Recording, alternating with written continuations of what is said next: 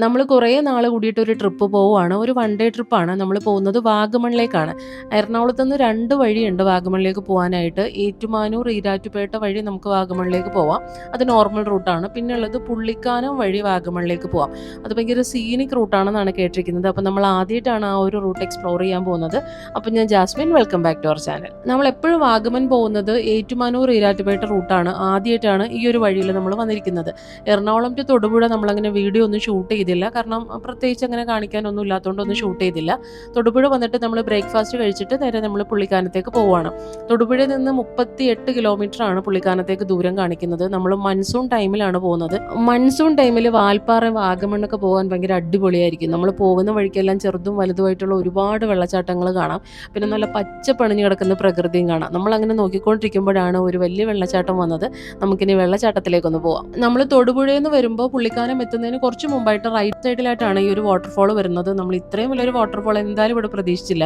നമ്മൾ വരുന്ന വഴിക്ക് ചെറുതും വലുതും ഒക്കെ ആയിട്ട് കുറേ വാട്ടർഫോൾ ഇങ്ങനെ കണ്ടിട്ടുണ്ടായിരുന്നു. അത് ഭയങ്കര ദൂരെ മലയിൽ നിന്നൊക്കെ വരുന്നതായിട്ടാണ് കണ്ടത്.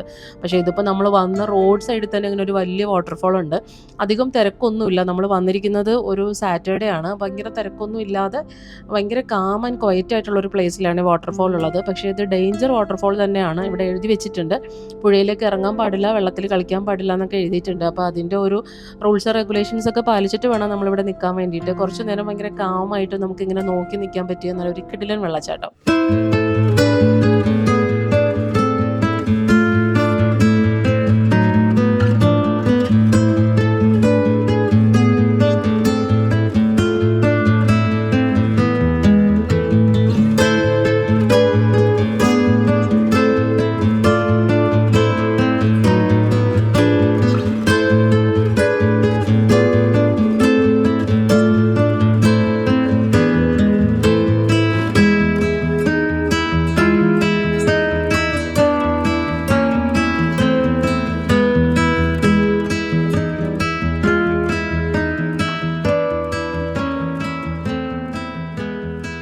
നമ്മുടെ ഇന്നത്തെ ട്രിപ്പ് ഭയങ്കര ഒരു വെൽ പ്ലാൻഡ് ട്രിപ്പ് എന്നൊന്നും പറയാൻ പറ്റത്തില്ല. മഴക്കാലം ആയതുകൊണ്ട് നമുക്ക് എങ്ങനെയെങ്കിലും ഒരു വൺ ഡേ ട്രിപ്പ് പോകാമെന്ന് വിചാരിച്ചപ്പോൾ നമുക്ക് വാഗമൺ പോകാമെന്ന് വിചാരിച്ചതാണ്.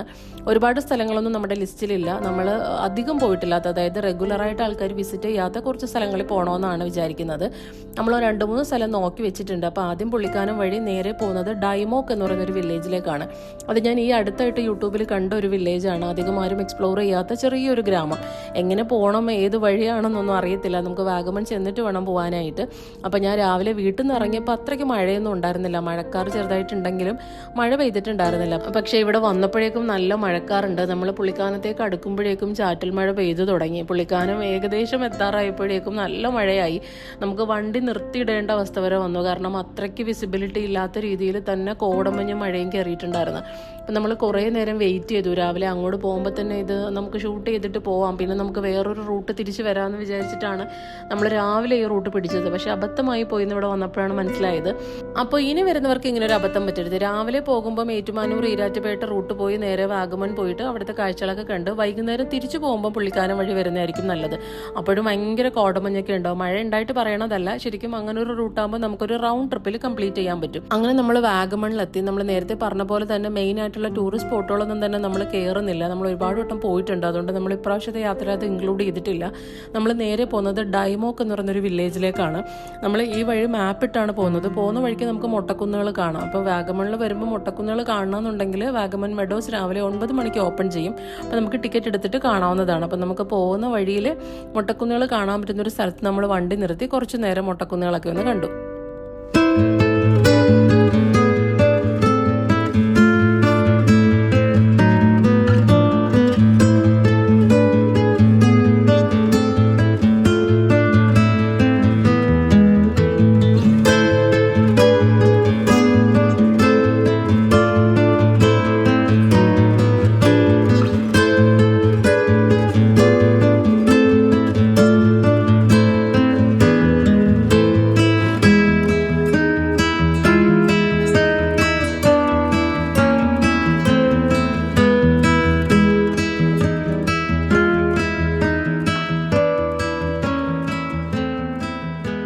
ആക്ച്വലി നമുക്ക് ഡൈമോക്ക് എന്ന് പറയുന്ന വില്ലേജിൽ പോകാനായിട്ട് വാഗമൺ ടൗണിൽ വന്ന് പോകേണ്ട കാര്യമില്ല. നമ്മൾ ഈ പുള്ളിക്കാനം വഴി പോകേണ്ടത് കൊണ്ട് രാവിലെ ഇത് കവർ ചെയ്യാമെന്ന് ഉദ്ദേശിച്ചാണല്ലോ നമ്മൾ ഈ വഴി വന്നത്. പക്ഷേ അതും ഒരു തെറ്റായ ഡിസിഷൻ ആയിരുന്നു. അപ്പോൾ നിങ്ങൾക്ക് ഡൈമോക്കിലേക്ക് പോകണമെന്നുണ്ടെങ്കിൽ ആദ്യം നിങ്ങൾ പീരുമേട് വരിക. ഏത് റൂട്ടാണോ നിങ്ങൾക്ക് എളുപ്പമുള്ളത് ആ റൂട്ട് വഴി വന്ന് പീരുമേട് എത്തുക. പീരുമേട് നിന്ന് ഡൈമോക്കിലേക്ക് പോവുക.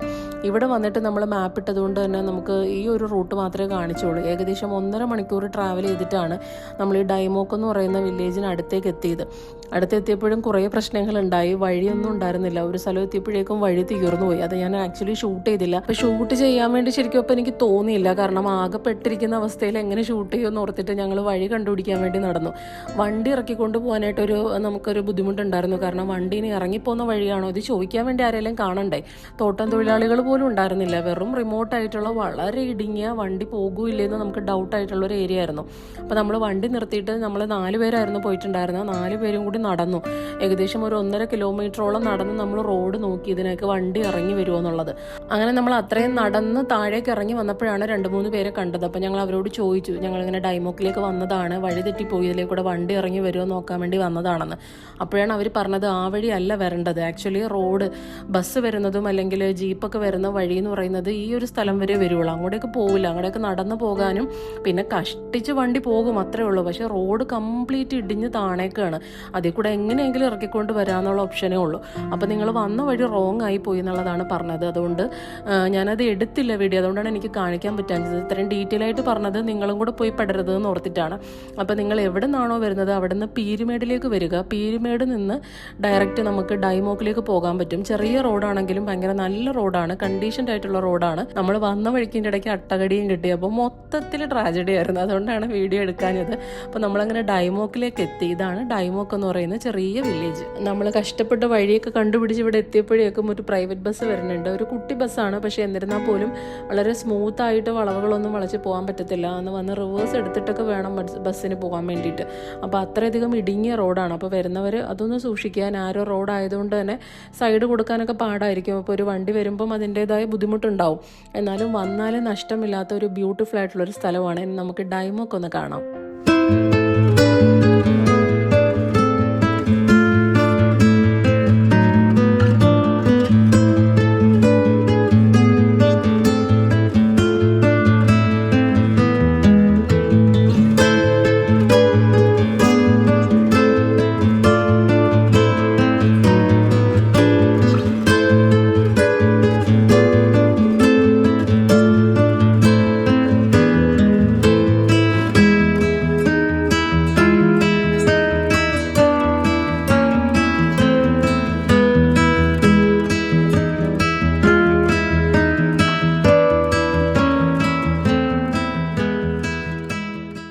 ഡൈമോക്കിനെ കുറിച്ച് പറയുകയാണെന്നുണ്ടെങ്കിൽ 19-ാം നൂറ്റാണ്ടിൻ്റെ അവസാന കാലത്തും 20-ാം നൂറ്റാണ്ടിൻ്റെ തുടക്കകാലത്തും ബ്രിട്ടീഷുകാർ ഈ മലനിരകൾ നിറയെ തേയിലത്തോട്ടങ്ങൾ ഉണ്ടാക്കിയെടുത്തു.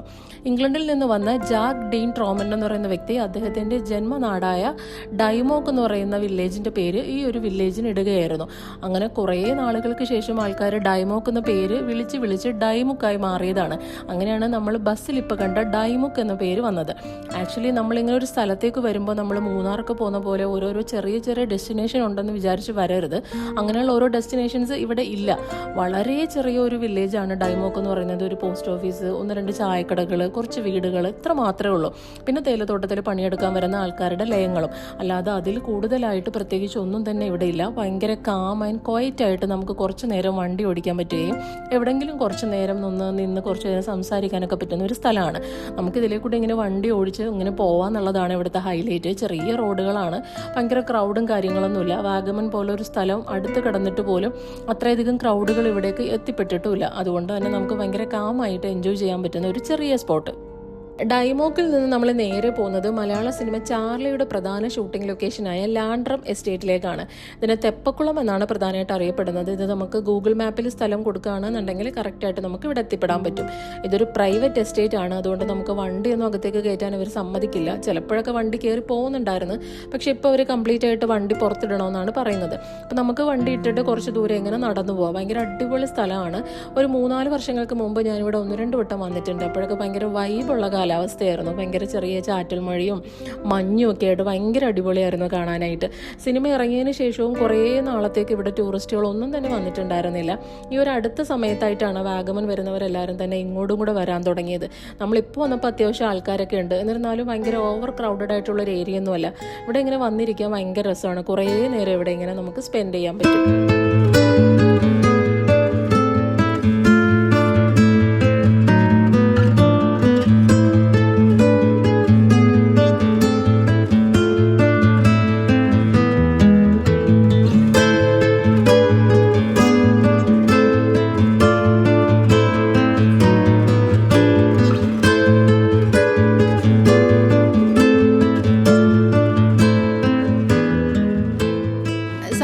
ചാർലി കുളത്തിലേക്ക് വരുന്ന ആൾക്കാർ ഇവിടെ വന്നിട്ട് ഇവിടുത്തെ കാഴ്ചകളൊക്കെ കണ്ടിട്ട് നേരെ തിരിച്ചു പോകാറാണ് പതിവ്. പക്ഷേ ഈ ലാൻഡ്രം എസ്റ്റേറ്റിൽ നിന്ന് കുറച്ചും കൂടെ മുന്നിലേക്ക് നമ്മളൊന്ന് വണ്ടി ഓടിച്ചു പോയാൽ ഭയങ്കര മനോഹരമായിട്ടുള്ള കാഴ്ചകളായിരിക്കും നമുക്ക് കാണാൻ പറ്റുന്നത്. അങ്ങനെ നമ്മൾ കഴിഞ്ഞ വട്ടം വന്നപ്പോൾ വഴിതെറ്റി പോയ ഒരു വഴിയിലാണ് നമ്മൾ ഇപ്പോൾ പോകുന്നത്. ആ ലാൻഡ്രം എസ്റ്റേറ്റിൽ നിന്ന് ഒരു 2 കിലോമീറ്റർ മുന്നിലേക്ക് വണ്ടി ഓടിച്ചാൽ മതി. ഭയങ്കര ബ്യൂട്ടിഫുൾ ആയിട്ടുള്ള ഒരു ലൊക്കേഷനാണ്. നമ്മളൊരു സ്വിറ്റ്സർലൻഡിലൊക്കെ ചെന്ന പോലത്തെ ഒരു കുന്നുകളും ആടും പശുക്കളും ഒക്കെ ആയിട്ട് ഭയങ്കര ബ്യൂട്ടിഫുൾ ആയിട്ടുള്ളൊരു സ്ഥലം. നമുക്ക് കുറച്ച് നേരം ഇവിടെ ഇങ്ങനെ ഇറങ്ങി നടക്കാം. ഒരാൾ പോലും ഇവിടെ ഇല്ല. അത്രയധികം കാമാണ്. നമുക്ക് പക്ഷികളുടെ ശബ്ദവും കാറ്റിന്റെ ശബ്ദവും മാത്രമാണ്. നമ്മുടെ ഒരു ഡെയിലി ലൈഫിലെ സ്ട്രെസ്സിൽ നിന്നൊക്കെ വന്നിട്ട് എസ്കേപ്പ് ആകാൻ പറ്റിയ ഒരു ബ്യൂട്ടിഫുൾ സ്പോട്ട്. നമ്മളിപ്പോൾ നേരെ പോകുന്നത് ഇനി വാഗമൺ ടൗണിലേക്കാണ്. അവിടെ ചെന്നിട്ട് ടീ ലേക്കിൽ ഒരു ബോട്ടിംഗ് ചെയ്യാനാണ് വിചാരിച്ചത്. പക്ഷേ സമയം ഇപ്പം 4:30 ആയിട്ടുണ്ട്. മാത്രമല്ല നല്ല മഴക്കാറും ഉണ്ട്. നമ്മൾ രാവിലത്തെ പോലെ തന്നെ വൈകുന്നേരവും ഇനി മഴ പെയ്തിട്ടുണ്ടെന്നുണ്ടെങ്കിൽ ഭയങ്കര കോടയും കാര്യങ്ങളൊക്കെ ആയിട്ട് നമുക്ക് പുള്ളിക്കാനം റോഡിലെ വിസിബിലിറ്റി ഒന്നും തന്നെ കിട്ടത്തില്ല. മഞ്ഞ് മാത്രം നമുക്ക് ഷൂട്ട് ചെയ്യേണ്ടി വരും. പിന്നെ മഴയാണെന്നുണ്ടെങ്കിൽ നമുക്ക് പുറത്തിറങ്ങാനും പറ്റത്തില്ല. എന്നാലും നമ്മൾ നേരെ ബോട്ടിങ്ങിന് ചെയ്യുന്ന സ്ഥലത്തേക്ക് വന്നു. പക്ഷേ ഇവിടെ വന്നപ്പോൾ നല്ല ക്യൂ ആണ്. ഒരാൾക്ക് ബോട്ടിംഗ് റേറ്റ് വരുന്നത് 50 രൂപയാണ്. അപ്പം ഈ ബോട്ടിങ്ങിൻ്റെ അകത്ത് തന്നെ ഒരു ഷൂട്ടിംഗ് ലൊക്കേഷൻ ഉണ്ട്. അപ്പോൾ അവിടേക്ക് ഞാൻ നേരത്തേക്ക് വന്നപ്പോൾ 10 രൂപ കൊടുക്കുകയാണെന്നുണ്ടെങ്കിൽ അവിടെ മാത്രം നമുക്ക് കയറി കാണാമായിരുന്നു ബോട്ടിംഗ് ചെയ്യാതെ. പക്ഷേ ഇപ്പോൾ വന്നപ്പം അവിടേക്ക് മാത്രമായിട്ടുള്ള എൻട്രി ഇല്ല. 50 രൂപ കൊടുത്ത് ബോട്ടിങ്ങോട് കൂടി മാത്രമേ അകത്തേക്ക് കയറ്റി വിടുന്നുള്ളൂ. അതുകൊണ്ട് തന്നെ നമ്മൾ പ്രത്യേകിച്ച് ടിക്കറ്റ് ഒന്നും എടുത്തില്ല. ഇവിടെ നിന്ന് ഇവിടുത്തെ കാഴ്ചകളൊക്കെ കണ്ടു. ബോട്ടിങ്ങും പിന്നെ ഒരു ചെറിയ വീടും ബ്രിഡ്ജും ഒക്കെ കണ്ടിട്ട് കുറച്ച് നേരം ഇവിടെ സ്പെൻഡ് ചെയ്തിട്ട് നമ്മളിനി നേരെ പോകുകയാണ് പുള്ളിക്കാനത്തേക്ക്. അങ്ങനെ നമ്മളൊരു 5:00 കൂടി പുള്ളിക്കാനത്ത് എത്തിയിരിക്കുകയാണ്. ഇവിടെ വന്നപ്പോഴേക്ക് നല്ല മഴക്കാറുണ്ട്. പക്ഷെ ഭാഗ്യത്തിന് മഴയില്ല. ഈ അടുത്ത സമയത്ത് ഇറങ്ങിയ ഒരുപാട് മലയാള സിനിമകളുടെ ഒരു ഭാഗ്യ ലൊക്കേഷൻ കൂടിയാണ് പുള്ളിക്കാനം. ദൃശ്യം 1, 2, പിന്നെ ഒപ്പം, അവതാരം, ജോസഫ്, അങ്ങനെയുള്ള ഒരുപാട് മലയാള സിനിമകൾ ഇവിടെ ഷൂട്ട് ചെയ്തിട്ടുണ്ട്. ഈ ഒരു റോഡിൽ തന്നെ കുറേ സിനിമകൾ ഷൂട്ട് ചെയ്യുന്നത് കൊണ്ട് സിനിമാ റോഡെന്ന് പോലും ഈ ഒരു പുള്ളിക്കാനം റോഡിനെ പറയപ്പെടുന്നുണ്ട്. നമ്മൾ ഈ പുള്ളിക്കാനത്ത് വരുമ്പോൾ നമ്മൾ കാണുന്ന പ്രധാന കാഴ്ച എന്ന് പറയുന്നത് ഇപ്പം നമ്മൾ കാണുന്ന കാഴ്ച തന്നെയാണ്. നിറയെ തേയിലത്തോട്ടങ്ങൾ. അതിങ്ങനെ തട്ടുതട്ടായിട്ടുള്ള തേയിലത്തോട്ടങ്ങളാണ്. നമുക്കിങ്ങനെ താഴെ നിന്ന് നോക്കിയാൽ ഇങ്ങനെ കുന്നിൻ്റെ മേലെ തേയിലത്തോട്ടം ഇങ്ങനെ പോയിരിക്കുന്ന കാണാം. ആ തേയിലത്തോട്ടത്തിൻ്റെ താഴ്വാരത്തായിട്ട് ഒരു മനോഹരമായിട്ടുള്ള ലേക്ക്. മഞ്ഞൊക്കെ ഉണ്ടെങ്കിൽ ഭയങ്കര ബ്യൂട്ടിഫുൾ ആണ്. നമ്മളിവിടെ നിൽക്കുമ്പോൾ തന്നെ മുകളിൽ നിന്ന് ചെറിയ അരുവികൾ ഇങ്ങനെ വെള്ളച്ചാട്ടം പോലെ വീഴുന്നതൊക്കെ കാണാം. ശരിക്കും ഒരു പിക്ചർ പെർഫെക്റ്റ് ഡെസ്റ്റിനേഷൻ എന്നൊക്കെ പറയാൻ പറ്റുന്ന ഒരു സ്ഥലമാണ് പുള്ളിക്കാനം. നമ്മളിപ്പോൾ കാണുന്ന കടലാസ് പൂക്കളൊക്കെ പിടിച്ച് നിൽക്കുന്ന ഒരു വീടില്ലേ, അത് ഭയങ്കര ട്രെൻഡിങ് ആയിട്ട് റീൽസിലൊക്കെ കാണിച്ചിട്ടുള്ള ഒരു വീടാണ്. പക്ഷെ നമുക്കത് ഇറങ്ങി നല്ലതുപോലെ ഷൂട്ട് ചെയ്യാൻ പറ്റിയില്ല. ഒന്നാമത്തെ കാര്യം ഭയങ്കര മഴ വരുന്നുണ്ട്. പിന്നെ ഇവിടെ ഭയങ്കര ക്രൗഡാണ്. വന്നിരിക്കുന്നവരെല്ലാവരും തന്നെ ഈ ഒരു സ്പോട്ടിനെ ലക്ഷ്യമാക്കി വന്നതുപോലെയുണ്ട്. കുറേ വണ്ടികൾ നിർത്തിയിട്ടിട്ടുണ്ട്. അപ്പോൾ നമുക്ക് വണ്ടി പാർക്ക് ചെയ്യാനൊന്നും ഉള്ള സ്ഥലം കിട്ടിയില്ല.